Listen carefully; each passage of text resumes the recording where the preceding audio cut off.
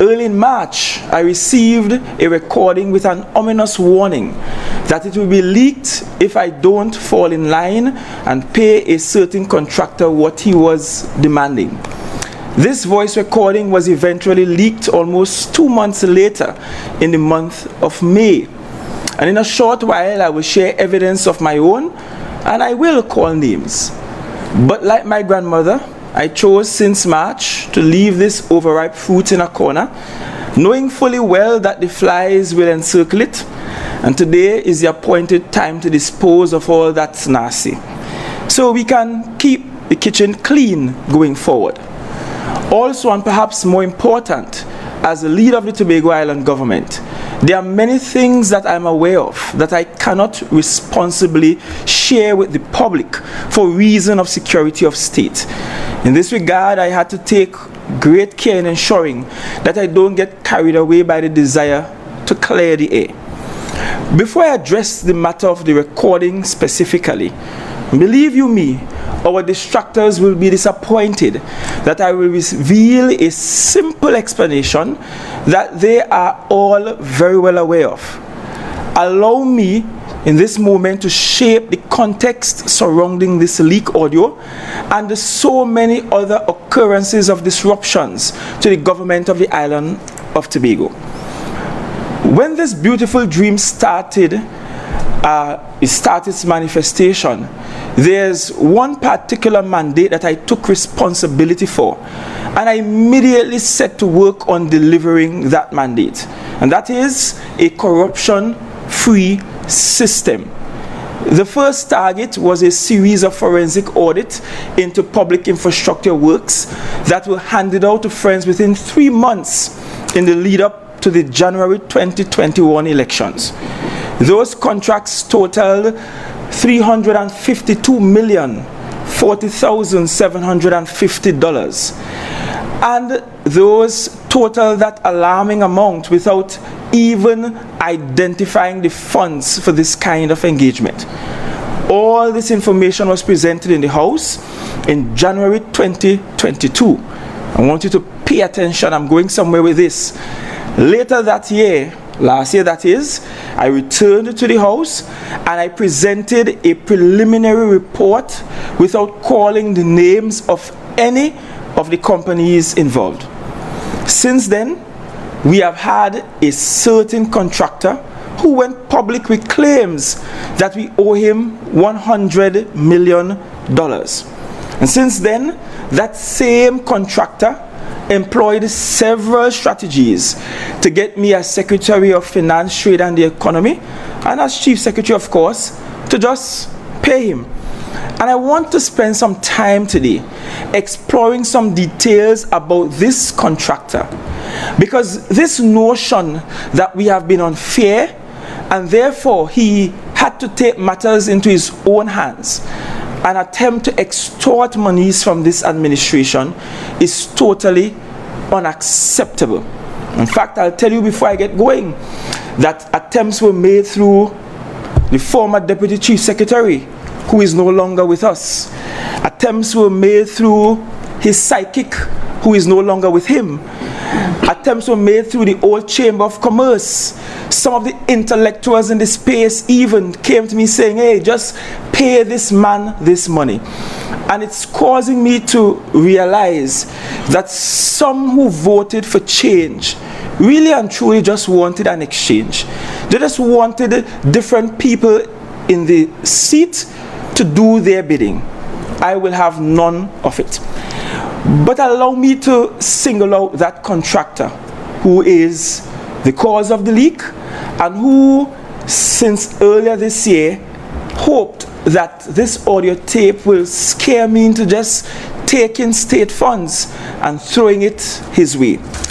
The name of the company is Warner Construction and Sanitation Limited. And I do have a dossier here with files which I will share with you quite liberally. When we review the claims by this company, and I want to show how we have been more than fair to this company so that you understand that their extortion attempts are unwarranted. When we reviewed their claims for 82 contracts or 82 projects for which they presented invoices, meaning they actually billed us for 82 series of works. They total $209,366,650.52, and you will see it on your screen. Between late 2021 and this present time, that company has received $76,543,739.96 for 34 invoices, representing 27 projects for that period under review. So between late 2021, just before we came into office, and up until this present time, they have received to date $76.5 million. 48 of their claims for payment remain unpaid, and those are at $132,822,910.56. I'm talking about calculations from actual invoices that they submitted to the THA. Note there's a difference between an invoice and a quotation. An invoice says that you have completed the work and you are now billing the assembly to pay for the works you have completed. A quotation means that you are giving us a rough estimate of what it will cost to do the work. So, outstanding invoices that we have on hand, 48 of those claims totaling $132.8 million. 13 of those 48 claims are subject to an active court matter. In fact, they took us to court for 13 of those, valued at $47.7 million. $47.7 million. And that will become very important. Remember that number, $47 million. 8 of those invoices, valued at $9.2 million, are questionable due to double invoicing. 9 of those projects were divided into phases on the invoices submitted for claims for work completed. However, these could not be determined on 20 invoices valued at $65.8 million. And so these projects require further evaluation before we pay. Currently, I want to give you a list of their projects that are under review.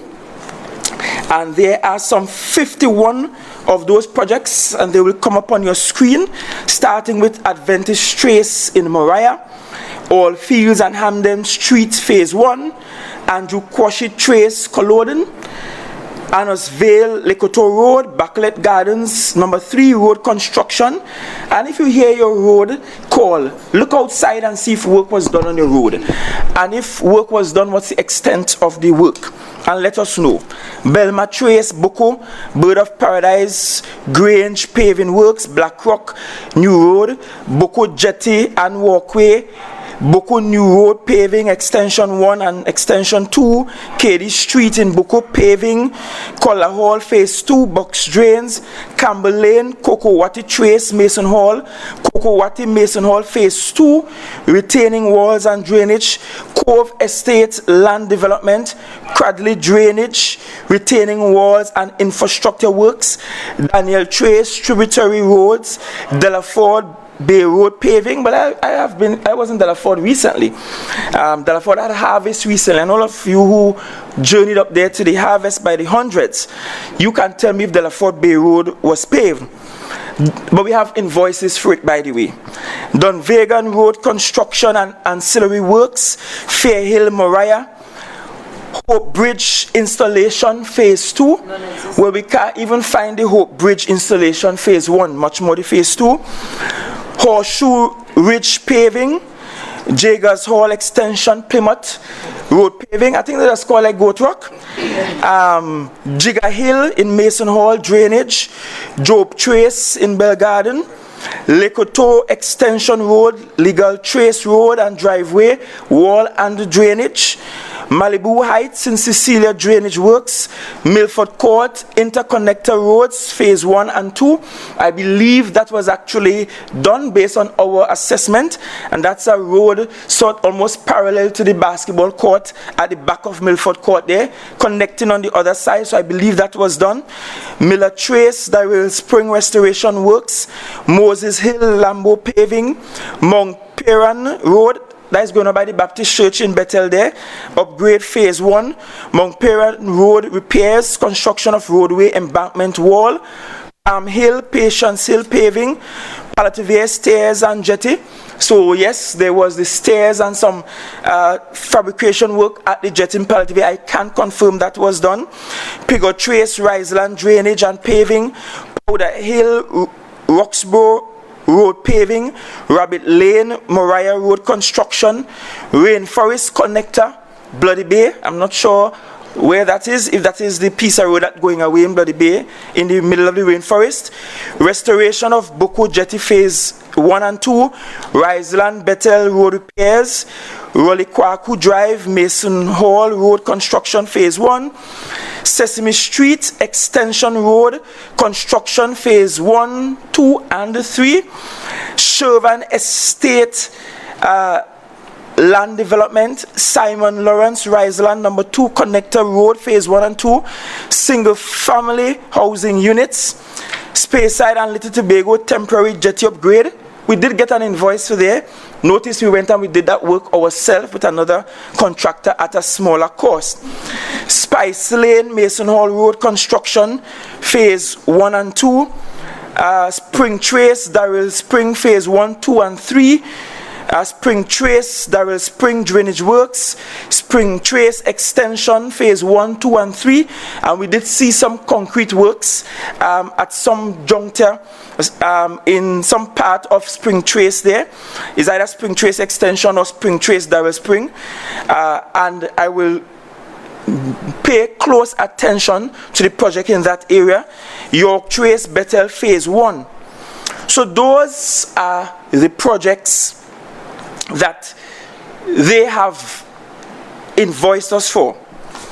On your screen, I'll have them pull up all the projects that they were paid for, starting with Adventist Trace, Phase 1, all the way to Sesame Street Extension in Bethel, 34, for which they have received payments for to date, totaling $76.5 million. And you will see it on the screen.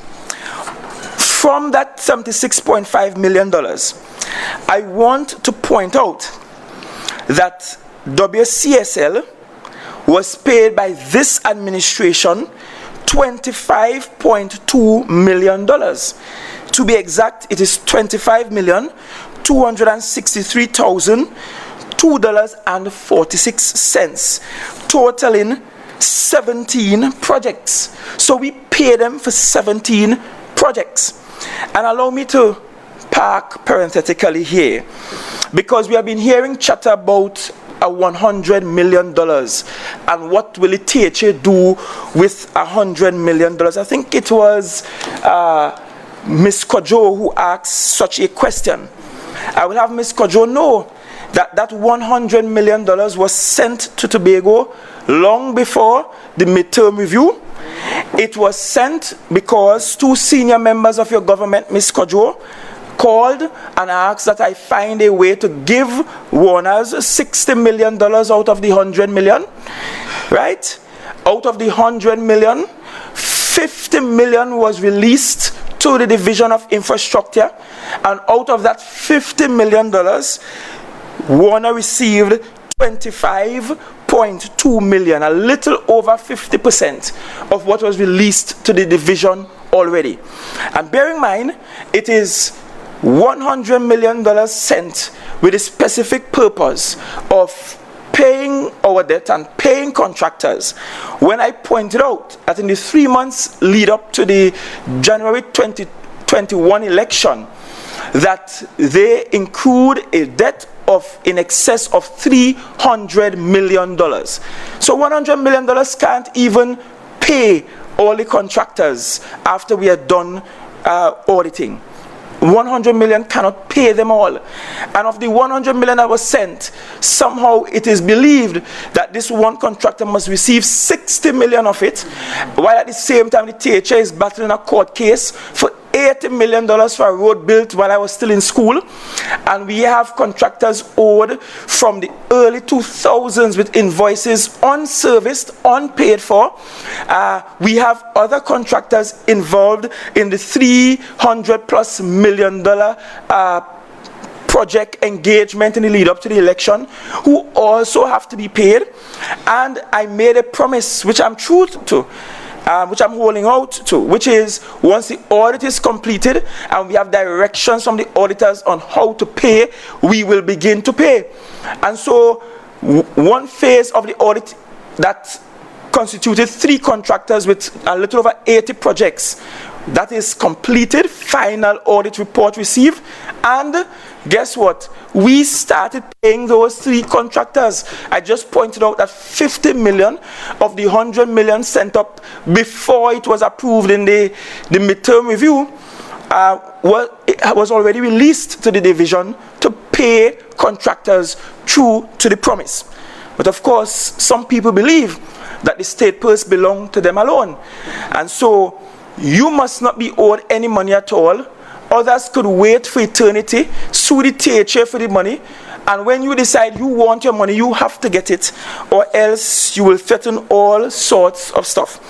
So to date, my government has paid Warner Construction $25.2 million. And I'm certain, if I check carefully, no other contractor in the Tobago space, no other contractor that operated in the Tobago space, even if they came here from Trinidad, has received any payment close to $25.2 million. So in fact, the contractor who have received the largest payout from this government is the one attempting to extort more monies from the THA. You see how you must listen to your parents when they tell you those sorry for Maga dog? Because sometimes they just turn around and bite you. And when you see dog going with a half a rope, left them, let it go. Oh, rather, maybe it's goat. Maybe it's goat. But they proceeded to file a lawsuit against us for $47.7 million. $792,375 exactly for the following projects: retaining walls and drainage phase 2 Kokowati, restoration of Jetty Abuku phase 2, Simon Lawrence Riseland number 2, Spice Lane Mason Hall Road construction phase 1, Spring Trace Darrell Spring phase 1, Palliative temporary stairs and jetty, Adventist Trace Full Road development phase 2, phase 3. I don't know how much more phases that small road have, but I'll show you a photo of that road shortly. Milford Court Interconnector Road, coal mining, paving phase 1, York Trace Bethel phase 1, Sesame Street extension, road construction and ancillary works phase 3, Spring Trace, Darrell Spring phase 2, Milford Court Interconnector Roads, coal mining, paving phase 2. And I will let you know that with this $47.7 million, when the demand came to just pay them $60 million, I said quite clearly, if there are works before the court, I cannot pay it until the court case is decided. They have decided to pull the case, and they wrote to our lawyers, letter to our lawyers asking for $35 million of this $47.7 million claim. All of that will make sense to you in a short while. Stay with me. So those are the projects under litigation. And then this is a snapshot of 17 projects for which we receive invoices, but we find no evidence of works executed or completed. I'll put them up on your screen. I called some of them already, right? Including the Adventist Trace phase 2 and 3 at Moriah, where the Moriah Adventist Church is there. So look at these 17 projects totaling $54.7 million that we have invoices for for which we can't see evidence of works executed or completed. So I want to give some quick examples, which I'll show both the invoices, and I will also show you the checks in some instances for payment, and show you where we have some concerns about. So for Adventist Trace Moriah Road Development, that's where the Adventist Church is in Moriah. When that total project that they're invoicing us for is $15.3 million. They already received $5.7 million. The invoice was dated the 18th of August. Interestingly, the scope of work and the invoice says bituminous prime coat, surface preparation, and bituminous asphalt paving at $1,400 per metric ton. Guess what? That was not seen anyway. It's a concrete road. You have no drop of asphalt there, right? So a concrete roadway is evidence. But you invoice us for use of bituminous asphalt, which is non-existent there. The invoice is certified as satisfactorily completed and correct by a THA engineer. And I could tell you now that THA engineer was fired. That project was also highlighted in the Auditor General's management letter for the financial year ending September 2022. That was highlighted there. And of course, they have invoiced us for 2 other set of works for ancillary roadway drainage. They have invoiced us also for road retaining, and we could not evidence a road retaining for the value of $5.3 million, nor could we evidence ancillary roadway drainage. But we invoiced them, and they expect us to pay 2 more phases that will take it up to $15.3 million. Look at the road. Look at this photo of the road, the picture of the road. Tell me, I am no engineer, and I'm not the auditor, but tell me, from your common sense, is this 15 million? And do you see all the works that they're claiming is there? Jaggers Hall extension. I think this is also called Goat Rock. Here is their invoice. The invoice of payment for $3.8 million, but there's no evidence of road preparation, ancillary construction, bituminous prime coat, surface preparation, and bituminous asphalt. You see that anywhere there? No. I think that area might be represented by either Ms. Sackett or Mr. George.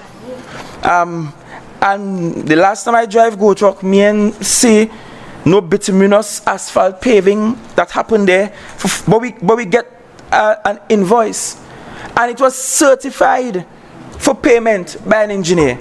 Certified for payment. We have Sesame Street extension, invoice for 3 phases totaling $14.2 million. 3 phases. They got some payments. In March 2021 during the 6/6. They got some payments there, and that's by check number 62632, and they got payment there for asphalt. They got payment there for asphalt at $1,400 a metric ton, and there's a little concrete road. It's concrete all now. And it's concrete all now, and it's not even a very long road. And guess what? The independent valuator said that work that we already paid for, that we already paid $4.9 million for, is really and truly only valued at $1.9 million. And the independent valuator came and did coring, meaning the boreholes into the road, look at the thickness of the concrete, look at the materials under the concrete, see what kind of road preparation they did. The value of it is 1.9, but they were already paid 4.9 million for it. And then there is Sesame Street extension. There are 3 phases. I'm not sure what the other phases are for, right? So, but beyond March, they got another payment on the 17th of August during the 6/6 for 5.3 million. And then they got another payment in November, just before the December election, again, of 5.3 million.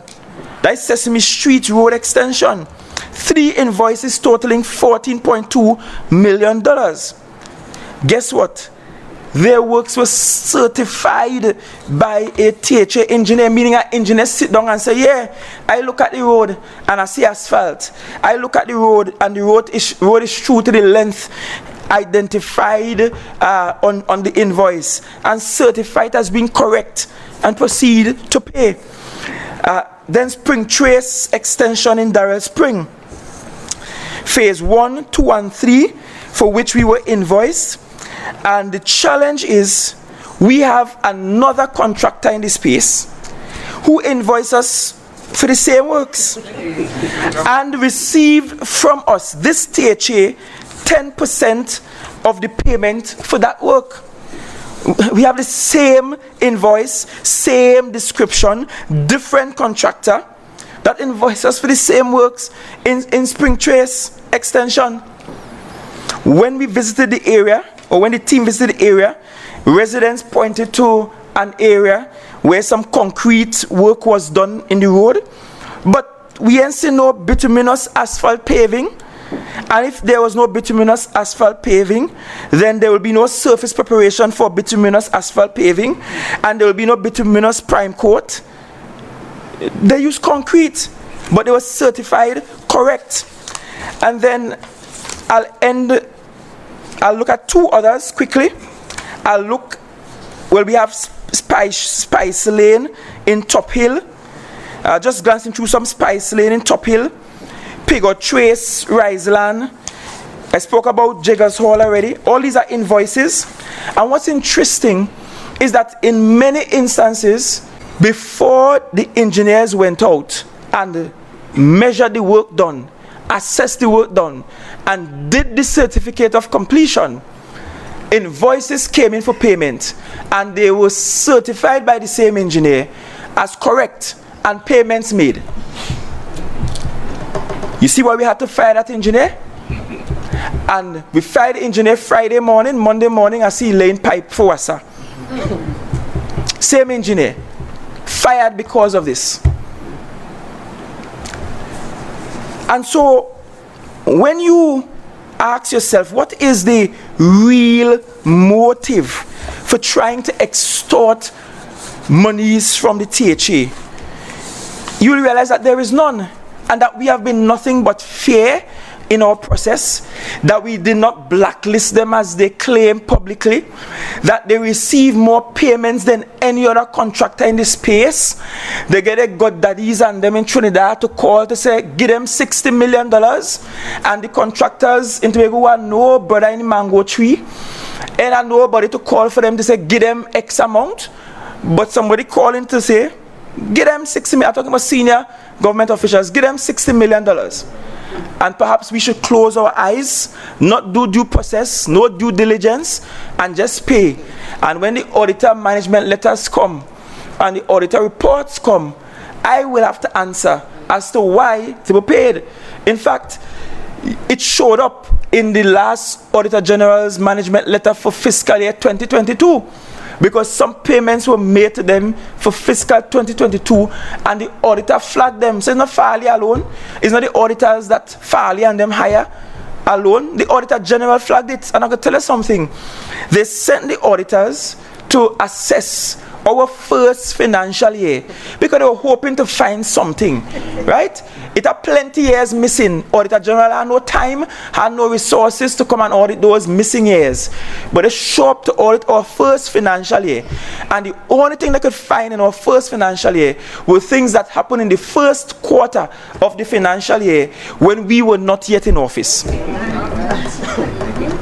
That is to tell you. So, when I received this recording on March 13th, you see how long ago I received it? And the threat that it will be placed in the public domain, I asked a mutual acquaintance with the contractor. I said, find out from this man, what all of this is about. And he said, well, if you don't pay up, we will embarrass you. If you don't pay up, we will make sure that you have a difficult time, a hard time. And fortunately, that mutual acquaintance decided to just send me the screenshots. So he didn't just relay the messages, he sent me the screenshots. And these are the most recent after it was leaked to the public as of the 25th of May. And in those screenshots I'm showing you, he is demanding $47 million in order to stop what he's doing. And let me warn you, some of the screenshots will have graphic language there. So cover your eyes if your eyes are too sanctimonious to see what is in these screenshots, but I want you to see in living detail what is written here. I will only redact what might be sensitive security-wise, but he's demanding $47 million. He's even threatening that he has some recording of some mutual female friend that we have, and somehow I had sexual intercourse with this mutual female friend. In fact, he called the name of the mutual female friend as one Franca Corner. I'm sure somebody remember her from some time long ago. And that somehow I made her do an abortion while she was a minor in school. All of this hoping to somehow push me into giving $47 million more. He even claimed that, look, if you pay the money, then I could give something to the party, because that is normal and natural. Well, me and want your money, and TPP and want your money. Let me say that up front. He claimed that he doesn't care if I release, and I'm reading verbatim here, cat pick and woman thing with Ansel. I don't give a F about politics. I want to move on with my life. So he's assuming I have dirt on Mr. Ansel to put out there in the public. But that has not been my style of politics, right? That's not been my style of politics. He spoke about the civil arrangement to pay 60 in total. And I told you that two senior government officials called saying, look, we can send you this 100 million, pay them 60 million, right? But again, some people feel because they got father powerful, they could run Tobago. But the last time I checked, there's one chief sec in charge of Tobago, and this executive. He has gone as far as to suggest that he might have information against Secretary Boris. He says, tell him I say I'll make Tashia blush, capital BLUSH, in October Carnival. As a matter of fact, might be sooner. We don't know what that means, but that's a very cryptic message. And you see the name of the person who sent it there. He also suggests, I'm putting this up one time, unbelievably, so when I'm not with, I don't know what kind of vice I have, so when I'm not with schoolgirl who I make have abortion, he say I like to have man in my room till 4 a.m. in Jamaica, and they made a man perform in jazz, right? Crazy allegation. And you know what is laughable about all of that is that none of these things present any truth to it. But you see, the gentleman is desperately trying to see if he could find a way to make us fearful enough to just close our eyes and give instructions to the public servant to just pay him his money. But more than that, the most troubling of the messages is one that comes from a questionable character that says, morning bro. I'm blocking the character's name. It says, morning bro. I personally like the young man. I mean, I certainly favor him over this PNM. I hope he can sort out stuff and avoid what else to come. And I want to leave this message up for a while. Because I'll tell you that sometime last year, in the effort to coerce and extort monies, there were viable threats made to my life, to the security of my family, and to members of this team and our supporters. Viable threats. But more than those viable threats was sometime in January when I was pulled off duty that day to speak with the head of Special Investigations Unit, Tobago, from the TTPS. And I was informed then that they had viable knowledge of plots that can be detrimental to my life. And one of those so-called plots, in fact, I didn't report the matter. The matter, somehow SIU got it, and SIU then triggered an investigation, and the head of special branch and I spoke, and we had to do some things with my security at the time, and still doing some things with my security to ensure safety. And a special investigator was sent to Tobago. I was interviewed, and in that interview, I learned from the interview that the threat was that, they will start to kidnap people in this space to send a message to me so that I could just pay money. That was one of the two threats, or two lines of threats being explored. The other is a former colleague, madman I would say, who seemingly wanted to contract out my killing. But you see, when you're God's child, you can sleep soundly at nights because you know God will set his angels and give them charge over you. But more than that, to consider for a moment using that method so you could get a 60 million. You could demand 60 million. And now it's more than 60 they want. Because if you get 25.2 already, and you're demanding 47 now, I mean, me ain't much of a algebra guy, but I could do simple addition, right? And to do the budget, you have to do simple additions.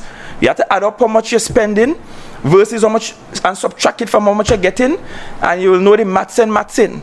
We're always not getting enough money in Tobago, but that's beside the point.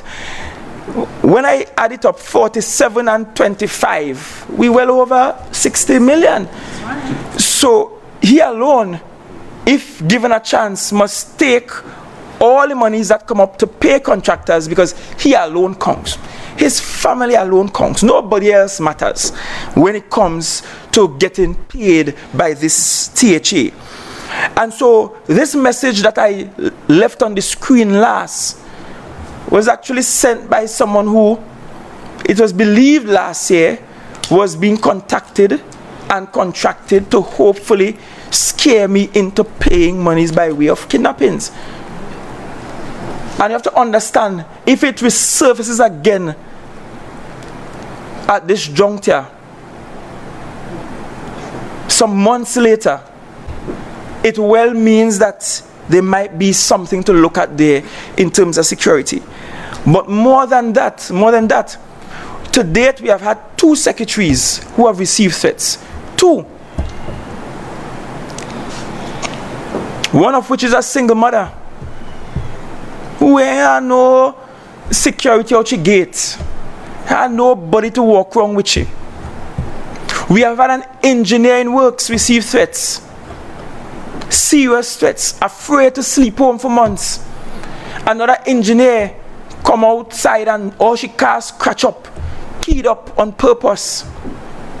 You ain't here talking those things, but I am convinced now that all of this is part of a larger plot to destabilize the government, because the government chose to take a campaign against corruption. It's part of a larger plot. And so, let me tell you, me and care where they have, and who tape they have, and on what they have on those tapes. Know this, Tobago, that you are being called in this hour to not just fight for this government, but fight for your THA. Yes. This is personal now. Yeah. It's personal. It is personal. And it's about you preserving the sanctity of the TH. And it makes me wonder what used to happen before. Maybe they could have picked up the phone and send a WhatsApp, not even a call, and say, hey, pay me X. Must see that why $43 million spent on 13 acres of land just so overpriced, but you just spend in the middle of the 6-6. When you say that you ain't spending no big set of money, you're keeping the government small. You just find 13 acres, and just pay a $43 million suite. Overpriced. But just pay it. Well, your friends are no longer here. So you have nobody to call. As a matter of fact, you might be one of them complaining that I don't answer my phone. So calling me will be a waste of time for you. Don't call me. Call the public servants. They will assess your work. They will go through the thing with a fine teeth comb, and then they will determine what you should be paid. That's not determined by me. That's not my job. That's the job of the public servants who are doing a fantastic job on managing these portfolios. Yes. I want to also put some things in the mix and say to you that this extortion goes hand in hand with some political movements, you see, because some people whose parties are dead and they're trying somehow to resurrect Lazarus without Jesus being in the picture, hope that this will breathe life to them, that this will give them new life. So notice, I got this since March, but you do your meeting on a Monday. By Tuesday, you have it leak out. By Friday, you have press conference. Within that same week, I am seeing all the threats via Facebook for payment. We see the minority leader talking about which contractor we should use, some Tobago, and how they are good contractors and this and that. And let me tell you, all of them very well know the corruption that they were involved in. And all of them are in support of it. And I'll say this here, if hypocrisy have a face, it will look like Shamfa Ayana and Kelvon mix. And it will be red. And it will be called PNM. Because these same people who are here supporting this nonsense and saying we unfair to them are the same ones who in office turn around and sell away Tobago for 300 and something million. And I mean, that's just a small one. Is over $700 million in debt to contractors. Over 700 million. And they know very well that no 100 million could pay for that. They know that very well. In fact, since December 2021, the first official meeting I had with a central government individual was with the Minister of Finance. I could remember it clearly, and when I started to point out some things to the Minister of Finance, you know what he said? Every government does inherit debt. And he proceeded to share all the debt they inherited from the People's Partnership. So, we inherit debt like everybody else, and we will only pay what we could afford to pay, because we cannot stop capital development on the island in order to pay the contractors. And in any case, the budget for capital development is not enough to pay out all the debt. What you want us to do? Do no new work at all? Don't fix no road, no drain, no nothing for this rainy season? Don't keep no carnival, don't keep no heritage, don't keep nothing at all? And just take all the money and pay the debt, and we still will not have enough to pay off the debt. That's the reality. And that's what's behind this. And don't fool yourself. This is part of a larger plot, which I will share with you in the end. This audio tape that you hear is an old recording. And yes, this was a closed door strategy session. And I will show you why the detractors, how they are just wicked. Because they very well know the nature of these conversations. And there are two reasons. In the first instance, when you have an executive, you have to explore all strategies, including those utilized by your opponents. All. And let's be real, the strategy of bringing people in who will live on Facebook and do work for you, that has been explored before us. The people who are making noise from this program with Gavin Waters and company. Community partnership. What is he get paid to do? Community laser. Not be on Facebook every day. That's what he be doing. And walking a ground, but on Facebook every day. That's what he get paid to do. But guess what I did? I closed it down. Look at the evidence. Look at the evidence. Show me how much people we hire to do that kind of work. So evidently it was discussed, and evidently it wasn't executed as discussed, which clearly shows that this is a government that is working. You discuss all strategies, the good, the bad, the ugly, the beautiful, the indifferent, everything. You look at the possibility, you go home, you sleep on it, you get up, you come back again. And there's a reason why cabinet meetings are protected by law. There are reasons why the discussions of an executive is protected by law, because you're expected to have these raw conversations that are not expected to be heard everywhere. What the public should really be seeing is what you execute. But I'm glad this is out. I'm glad this is out, because it showed that we discuss it, we considered it, and when you look at the facts, we ain't hire no team know about that just on Facebook are peddling rumors. This leak, as unfortunate as it is, it proved to us the kind of colleague we had in Mr. Duke. Because I very well believe that he is the source of this leak. And I'm not sure what he hopes to achieve. But I could tell you that he was one of those who attempted to get me to pay the Warners money. In fact, that was perhaps the last meeting we had prior to his departure to New York, where he infamously excommunicated himself from the executive. But he's a part of it. You will recall that his psychic, who has now fled his side, remember, she on television in Tobago admitted that this same Mr. Warner tried to get her to get money for him so that he could organize a ghetto community for her. Tobago, is your memory short? Remember all of that? They are part of that, in bed with the PNM, part of the plot to destabilize, part of the plot to create disruption, part of the plot. And I could very well see if they could have found evidence that we hired in large or small quantities people for the sole purpose of being propagandists. The fact that we discuss it and more than a year later it didn't happen, that must tell you that this is a government that thinks things through and explores all options. But more than that, the one name called in the recording is actually hired as a personal staff of a member of the team. Personal staff. Let me pause here for a bit, because every person here is entitled to about 3 or 4 personal staff based on their portfolio. Some even more.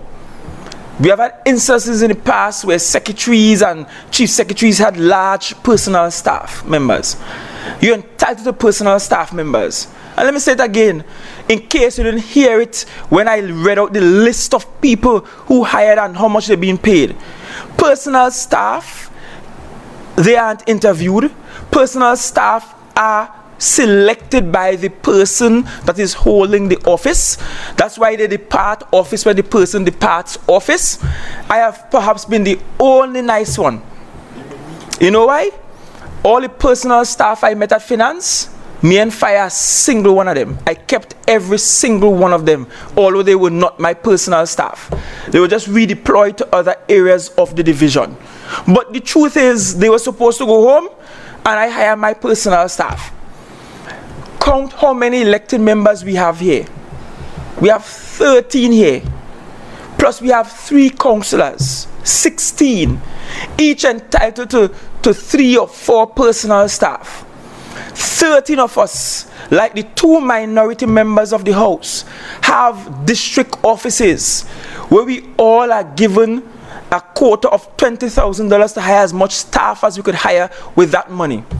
So in other words, we could hire loyalists to sit down on Facebook whole day and fight up with fake profiles if we want. Because they are our personal staff. Who must I hire for personal staff? Somebody who isn't loyal to me, or to my office, or to the team, so that they could leak things, so that the office can be compromised? And I want to ask the hypocritical PNM, how much interviews you did for your personal staff? Right now, as it is, the minority leader has more personal staff than me at the minority leader's office. As chief secretary, I have one personal staff. One. And I had the division bring on one other person to be an advisor to the division. That's it.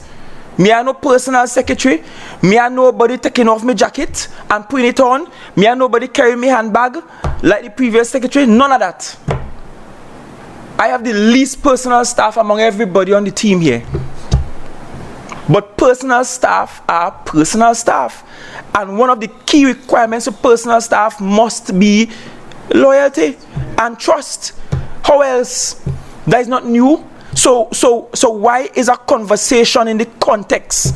Mr. Duke, could I show them the context? In the context of hiring personal staff, where one will naturally look to your party, to the people who walk with you, who canvass with you, who talk for you. How is that an issue? And notice all the flies that zoom around, boom around, all the zing fly on them. That zoom around this issue, hoping to find the thing that will get rid of the government that they hate so much. Ask the minority leader. He held public interviews for those posts at the minority leader's office. Were there public advertisements?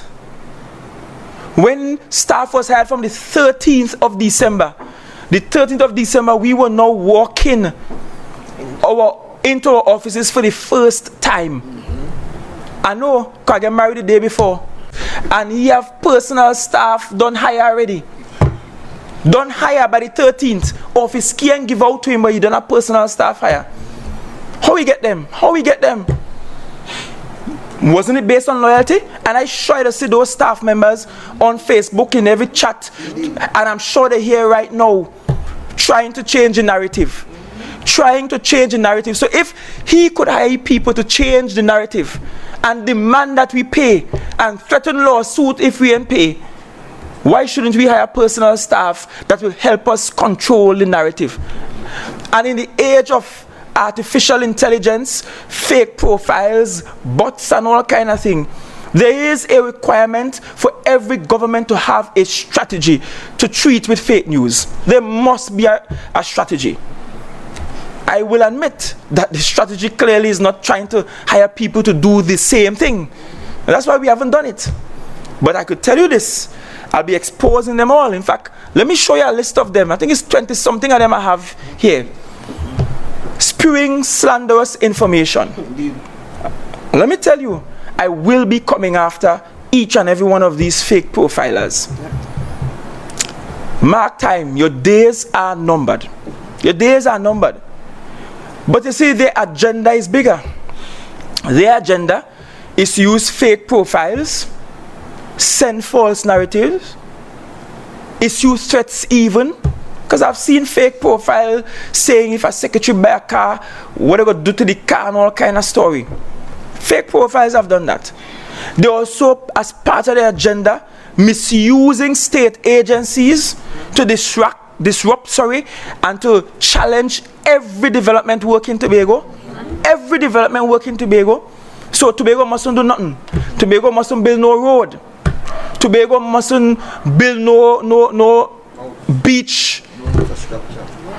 No beach sport facility. We mustn't build no new house. We mustn't do anything, but they're ready to come up and build marina. They and their 1% must come up and do things, and the THA mustn't do no development work. So fake profiles, misuse of state agencies. They even have some workers hiding files. And I could tell you, over the next few weeks in the lead up to the Tobago budget, there's a lot more to be exposed.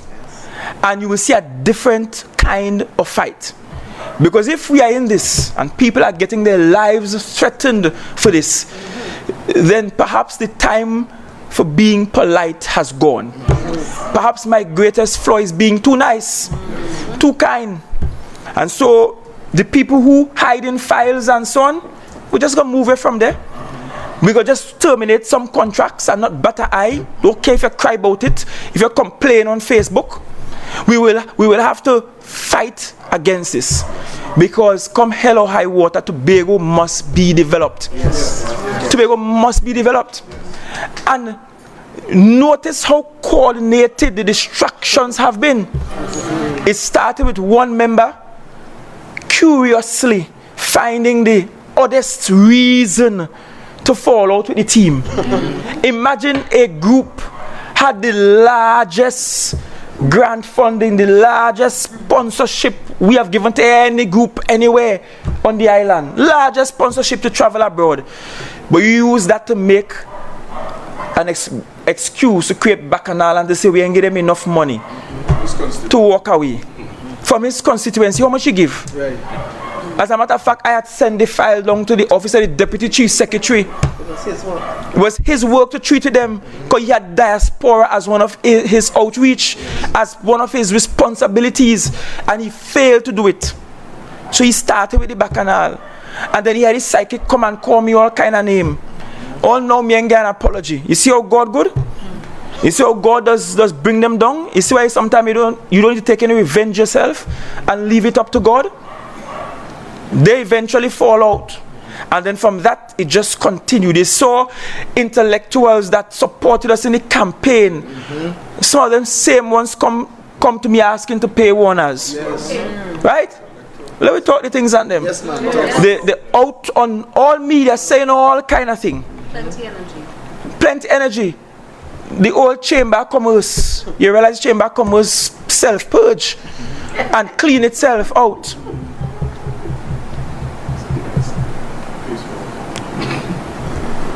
You see, this is all part of a larger plot.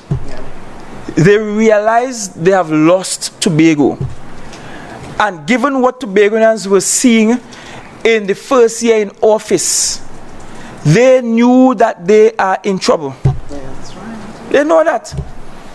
Tobagonians haven't had this kind of expedited service, so much so that Tobagonians spoil now.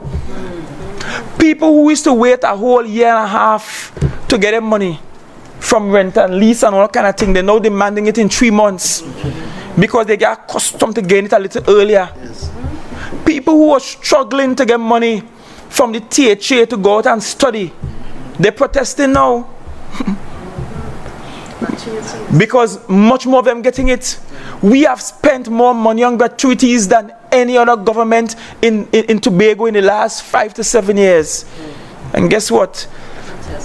They're still saying not enough.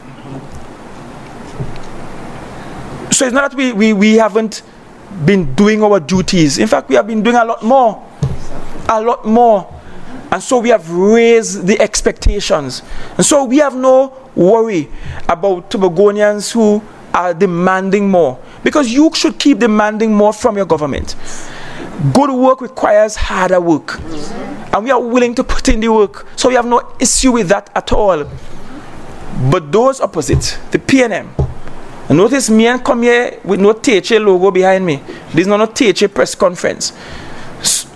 The PNM, they will do everything in their power to disrupt the government of the day, including extortion, including sending threats, including calling their big brothers in Trinidad to see if they could shake Farley and them up into giving them $60 million, including making up stories, collaborating with a pathological liar to concoct stories to hope that it will catch somebody. Tobago, you have to stay focused. That's right. You have to stay focused and stay the course.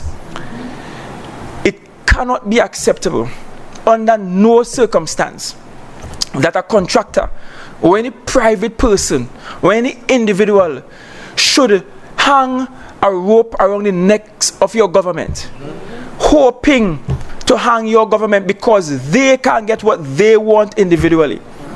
This must be a government for the collective, where the community is bigger than the individual, where the village is larger than the single family unit.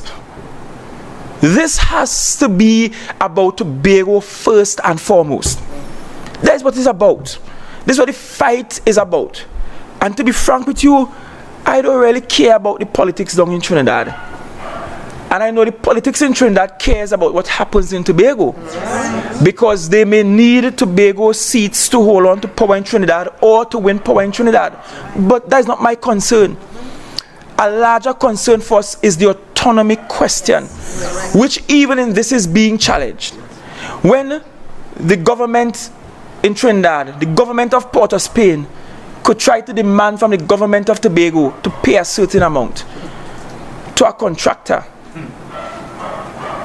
and only send a certain amount because you want a certain contractor to be paid. Think about that for a moment. The concern wasn't Tobago. The concern wasn't that they run up a bill of 300 and something million in 3 months leading up to the election, plus what we owe on bond financing, that's over $165 million there, plus what we owe other contractors, close to 700 million or more. That wasn't the concern. The concern was, let me send 100 mil, and let me see if you could just pay this one little brother I have him money, so he could go away. So you'll be fine. Look at the division of food security. Just look at that division, for example. The development workers and the cost of paying development workers means that that division is left with no money for development work. How much new things they could build? We're trying to fix over sheep pen and goat pen and piggery and fix the units where the workers have to work out of because they're in dilapidated conditions. Those same workers in that division ain't get no overtime since 2017. But you must get 60 million. Look at education. All of us collectively from our divisions have to dip in our DP, our development vote, and send money education to be able to cover their costs for school repairs and for school feeding and to pay for students abroad. All of which, by the way, is under the DP vote. That's what we have to do, but you want $60 million. You ain't care about nobody else.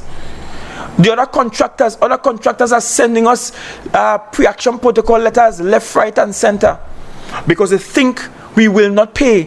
When the truth is, we will pay as we have money, and we will pay when the audit is complete. Yes. Meanwhile, you think you must get $60 million. You don't really care about the other contractors. You don't care about the small contractors. You don't care about those who do work for like $250,000. They could suck salt once I get my 60+ million. And it's even questionable whether we really owe you 60+ million. Yes. And that's it. That's the point. And that's the genesis of all this. But the real issue is not so much that that strategy was explored and not used, by the way, or that people were hired as personal staff, which we're entitled to. But the real issue is that you're trying to extort money from the THA. Indeed. And for us, we are at their mercy because we have no control over the national security apparatus. And if I wasn't in this position as Chief Secretary, there's some things I would have spoken about concerning the national security apparatus. But some things are just not responsibly spoken of. But the truth is, we don't have access to the national security apparatus. Secretaries will receive threats, they will go and make reports, and then they're shelved somewhere in a corner. Engineers getting threats, shelved in a corner. Imagine somebody calling you with threats, and nobody can track that phone up to now. Nobody know who paid for that phone number. Nobody know who paid for that phone number up to now. Could never be possible in this country. Never be possible. But here we are surviving. And here I am having to protect my family and protect this family. Have to. And even in taking long to come to you, is because I had to consider what are the security implications. Will those who are desperate and vexed and angry and threatening and extorting, will they double down on their threats now? Will they throw caution to the wind and say, I don't care, we'll just get rid of them anyhow? Does this mean that privacy will fly through the window? Tobago, your island is at stake, and the fight you thought you won in the election in 2021 is not over. You still have to fight on. You still have to fight on. And so today we stand here together, as we have stood in many occasions like this, together, to say to you, do not give up the fight. Don't make them win. Don't make evil win. Having heard all of this and how gory the details are, I'm sure you will appreciate why it took me so long to come to talk to you, because I had to consider whether or not I really wanted to share all this information with you. I had to consider whether or not this is something the public should hear. But given that the overripened, now rotten fruit is still on the counter and the flies are still swarming it, it's time to clear it out so that we can have a clean kitchen to work in. It's time to clear it out. So consider this the beginning of the clearing exercise. We're not done yet. There is more to come. We will not bow to threats.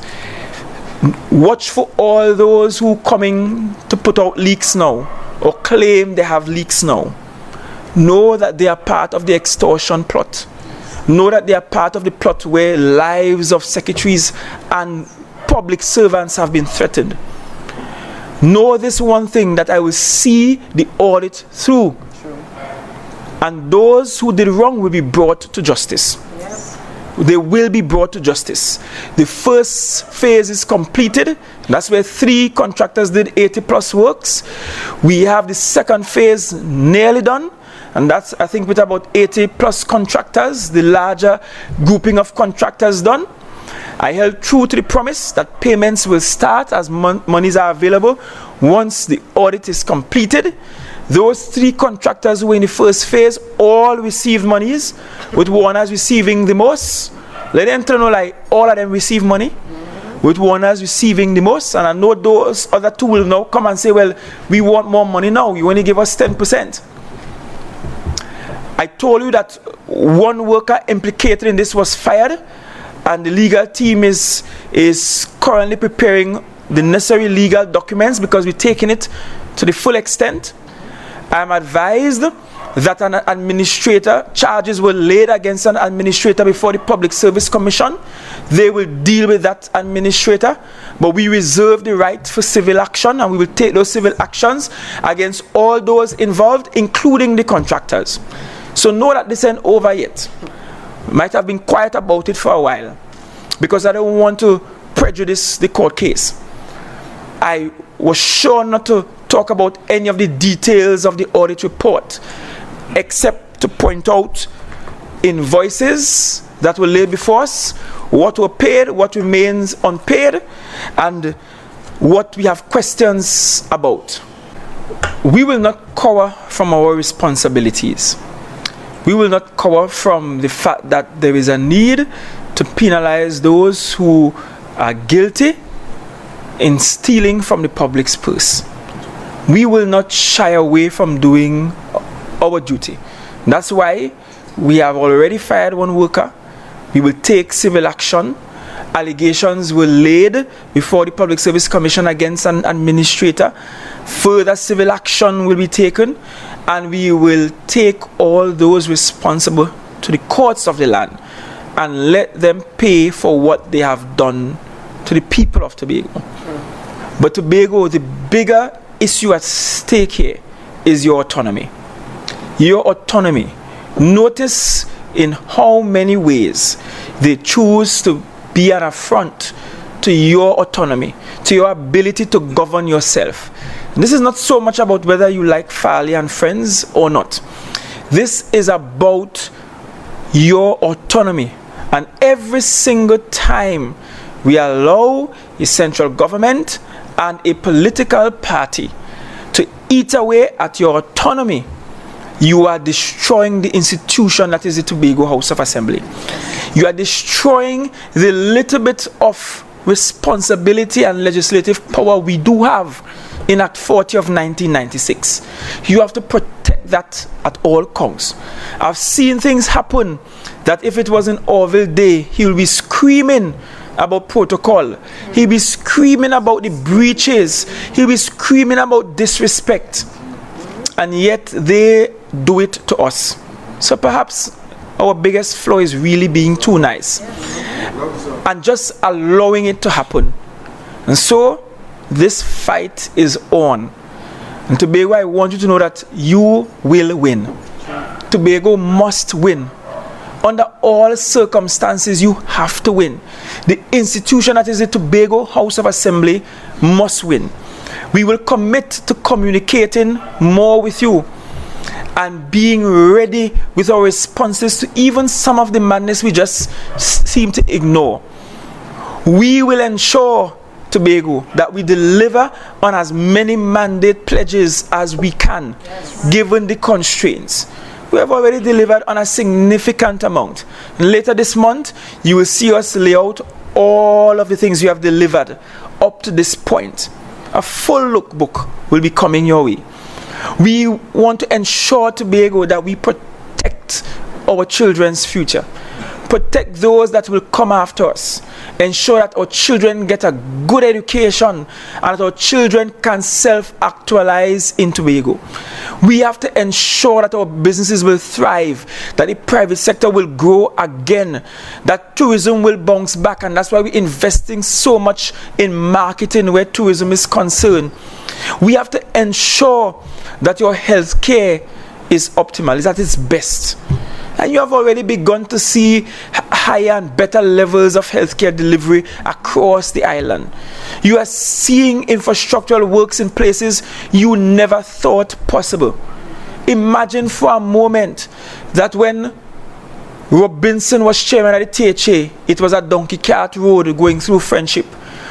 When Lennox Denoon came after Jeff Davison, still donkey cart road. Hutchai came as the first chief sec, donkey cart road. Orville, donkey cart road. Kelvin, donkey cart road. Ansel, donkey cart road. And Farley come, we get in full road. It is that kind of bold developmental moves that they are fearful of. Not so much that we are doing wrong things, but they are fearful that if we are allowed to execute the work as you want us to execute them, that Tobago will be a different place. They don't want Tobago to be the greatest little island on the planet. Because for Tobago to be the greatest little island on the planet, it means it has to become greater than our neighbor. We have to become greater than our neighbors. That's the threat. That's the fear. That in our move to become the greatest, that we will become greater than them. It's not our fault. They choose the government they deserve. Tobago, you chose a government that is quite progressive. And we will keep the levels of progression going. We will communicate with you more effectively going forward. We will stand up and we will fight back. We will be less silent about all of the fake news and the fake profiles, the false information being peddled. Note that there is no chink in this armor. With God on our side and the prayers and support of you, the people, we will get there. I assure you, Tobago, we will get there together. We won't leave any of you behind.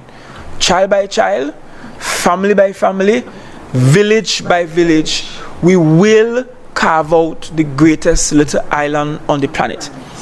This too shall pass. Threats or no threats, extortion attempts or no extortion attempts, we will survive this. And we will ensure that Tobago comes out better for it. I thank you very much for listening. Thank you for all of you who have been patient. I thank so many of you who were online fighting back against the nasty narratives. I thank you for not listening to those who peddled untruths. I thank you for rejecting this attempt at resuscitating themselves. But I thank you for choosing Tobago. And I thank you for resting your confidence with the Tobago People's Party. Thank you, and may God richly bless you. Amen.